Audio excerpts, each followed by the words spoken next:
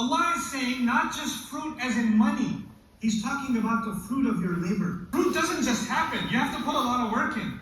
Allah will give us a special kind of test, each of us. There are things we're going to be working on, working hard to achieve. This is ath-thamarat. But then, if Allah says He's going to make us go through all these tough times, how is He going to end the ayah? Congratulations to those who have sabr. Before this session is done, I will give you an explanation, a clarification about sabr.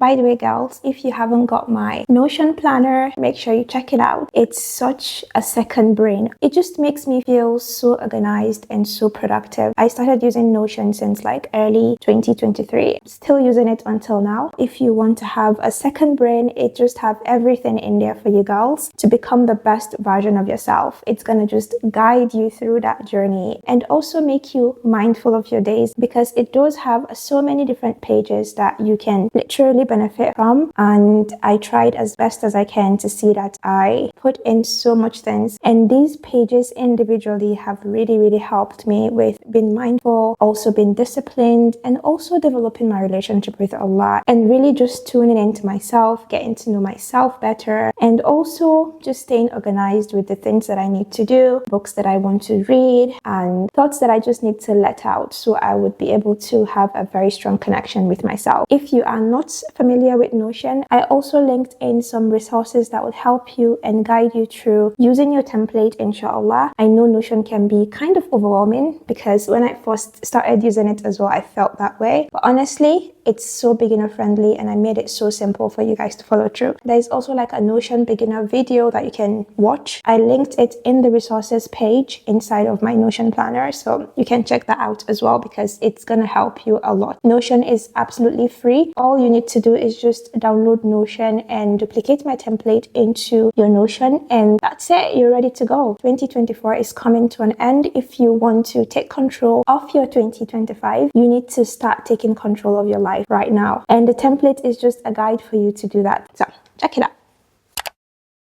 Assalamu alaikum, my girls. So I wanted to talk about how you can build a tahajjud routine and really stay consistent with it for a very long time. Basically, like making it an identity. When you're trying to introduce something like tahajjud into your life, it tends to be difficult because it's something that you do very late in the night. And of course, the best time to pray tahajjud is basically the last part of the night, which can be even more difficult for some. But if you can follow the steps, inshallah, it will really make it easier for you to build a habit. This is something that has also helped me personally. So inshallah, I hope you find some benefit in this. The first thing you would need to do is understand the importance of tahajjud. When you know why you're doing something, it makes it more easier for you. When you understand the virtues of tahajjud, the importance of it, and how it can change your life, it will be much more easier for you to do it. That is why everything we want to start in our life, we need to have a very strong why. When you have like a strong why when trying to do something, it tends to become more easier for you to get up every day and pursue that thing, because you know the importance of it in your life. So I highly recommend try to do some research about the importance of tahajjud, listen to some lectures of how tahajjud can be a huge reward for you in this world and in the next. And that way it will become much more easier for you to try as best as you can to make it something that you apply into your life every now and then. Tahajjud is a very intimate and private time with Allah, and it tends to give us that inner peace that we literally cannot find anywhere else. As humans, we always pursue happiness from different things in life. Tahajjud is the best way to be happy in any situation that you find yourself in life. So when you do all of this research and when you start praying tahajjud for yourself and you feel the difference between you not praying tahajjud and you praying tahajjud, you will literally not go back. The second thing I'm going to mention is to start gradually. Start gradually implementing it into your life. Let's say you can start by praying tahajjud once a week and then build it up to twice a week, something that you can do like 4 times a week. And then if you can, try to make it a daily habit as well to avoid like burnout, because starting small can make it very easy for you to make it a habit. When you try to start praying tahajjud like every single day of your life and you've never done it before, it might be something that you find difficult. But when you start doing it once a week, then building up the habit into something that you do as a daily thing, it's much more easier for you to make it consistent. And another one I'll say is pick a time that works for you. Don't say that because everyone is maybe doing it at the last part of the night or before Fajr, that is what you're going to do. If that doesn't work for you, don't do that. Do what works for you. You can pray tahajjud tahajjud literally after Isha. It's best to pray tahajjud after you sleep. So if you feel like you want to sleep a bit and then wake up before Fajr, pray tahajjud and then go back to sleep and then wake up for Fajr, that is absolutely fine. You can still do that. I used to do that before. I used to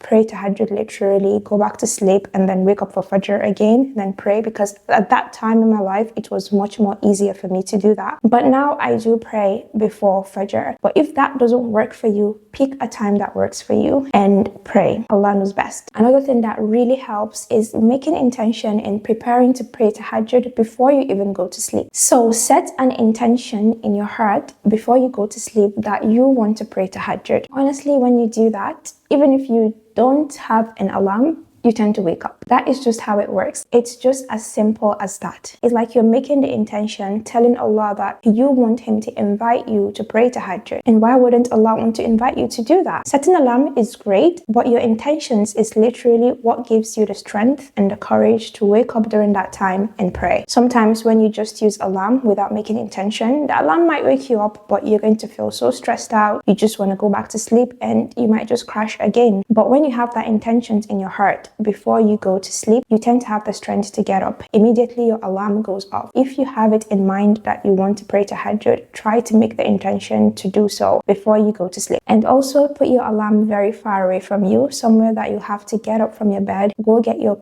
phone or whatever you use as an alarm, stop it and then go straight to make wudu. Another one is reciting your evening adhkars before bed. When you have a good night's sleep, it's more easier for you to wake up with so much energy. Our evening adhkars serves as a protection, but it also helps us in relaxing, in just easing down, and it also helps us have a really peaceful sleep. So make your evening adhkars before bed and also make your sleeping du'as. When you have a peaceful and refreshing sleep, it's going to make it easier for you to get up that time. Another one is for you to be kind to yourself. There are days where you're going to do everything you can to wake up, but you might not wake up. And that's absolutely normal. Everyone goes through that. Don't be discouraged when that happens. Just simply renew your intentions and try again the next day. Allah appreciates every sincere effort you put into something to please Him. Habits grow easier when you're really persistent on making it an identity. So be kind to yourself. There are days where you might be very, very tired. What you just need to do is try again the next day. The last thing I'm going to say is ask Allah for help. Everything becomes easier when we make dua. Every time you pray, ask Allah to grant you guidance and make it easy for you to worship Him in the best way possible. And that would make all your acts of worship easier for you, inshallah. I hope these simple tips help you in starting your tahajjud journey. But thank you so much for watching this morning routine. If you enjoyed it, make sure to like, subscribe, and also leave me a cute comment down below. Check out my Notion planner as well. And inshallah, I will see you in my next one. Bye-bye. Assalamu alaikum.